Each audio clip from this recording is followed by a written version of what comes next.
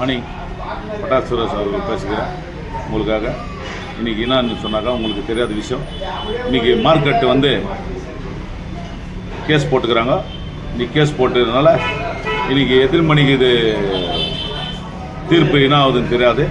இந்த தீர்ப்பில் வந்து மார்க்கெட்டு வந்து இன்றைக்கி ஏலம் விட்டாலும் விடுவாங்க, இல்லைனாக்கா டெமாலேஷன் பண்ணுறதுக்கு ஒரு தீர்ப்பாகும்.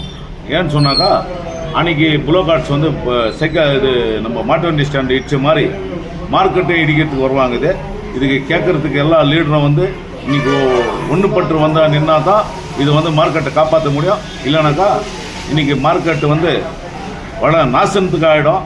யாரும் கேட்கறதுக்கு ஆள் இல்லைனாக்கா ஒரே ஒரு சேட்டு வந்து சேர்ந்துன்னு இந்த ஊரில் ராஜஸ்தான் சேட்டு ரமேஷ் ஜெயின் ஒண்டி தான் இந்த மாதிரியெல்லாம் வந்து அராஜகம் பண்ணிக்கின்னு முன்னாள் பிரசிடென்ட்ன்றதுக்காக இந்த ரொம்ப மோசமாக போயின்னுக்குது. இது கேட்குறதுக்கு எல்லா லீடரும் ஒன்றா வந்தீங்களா தான் நிற்க முடியும். அப்புறமா இந்த லதா பேக்கரிலேருந்து ஏதோ இடிக்கிறதுக்கு மாதிரி பேசினுக்கிறாங்க. அதையே எத்தனை மணிக்கு இடிக்கிறாங்கிறதுக்கு தெரியாது. இது ரொம்ப ஜாக்கிரதையாக்கணும். ஏன்னா வியாபாரிகளுக்கு தெரியாது. இந்த வியாபாரிகளும் சில வியாபாரி வந்து ஓனருங்க எங்கே இருக்கிறாங்கன்னு தெரியாது. அதனால் இதுக்கும் வந்து டார்கெட் பண்ணிட்டுக்கிறாங்க. இது எத்தனை மணிக்கு வந்து ஒடிக்கிறதுக்கு பிளான் போட்டுக்கிறாங்க. இன்றைக்கி ஹைகோர்ட்டு தீர்ப்பு என்ன சொல்லுதுன்னு தெரியாது. 5 மணிக்குள்ளே தீர்ப்பு வந்து சாதகமாக தான் முனிசிபாலிட்டிக்கு சாதகமாக ஆகிற மாதிரி இருக்குது. அது ஆச்சுன்னு சொன்னாக்கா ரொம்ப கஷ்டத்துக்கு இந்த ஊர் நம்ம ஆளாகும்.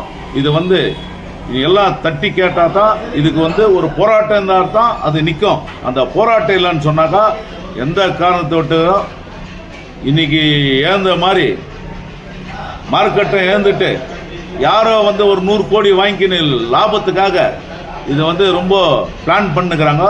ரொம்ப கஷ்டத்துக்கு ஆளாகும். மொத்த லீடரும் வந்து இது ஒன்றுபட்டு எல்லாம் வந்து எந்த கட்சி எந்த இது இருந்தாலும் கேட்கறதுக்கு வந்து உரிமை இருக்குது.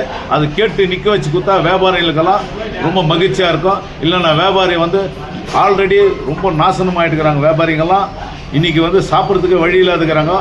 அந்த கறி தொட்டிக்கிட்டு இருக்கிறதெல்லாம் அடிச்சு ஒடிச்சுக்கிறதெல்லாம் அந்த மாதிரி இன்றைக்கி நிலைமைக்கு ஆளாகக்கூடாது. இதுக்காக நான் கேட்டு விரும்புகிறேன். நீங்கள்லாம் வந்து ஆதரவு கொடுத்து இது வந்து ஒரு போராட்டம் ஒன்று பண்ணி இதெல்லாம் வந்து மகிழ்ச்சியாக நிற்க வச்சா தான் நிற்கும். இல்லைன்னு சொன்னாக்கா ரொம்ப கஷ்டத்துக்கு ஆளாகும். இப்படிக்கு பட்டாசு சுரேஷ்.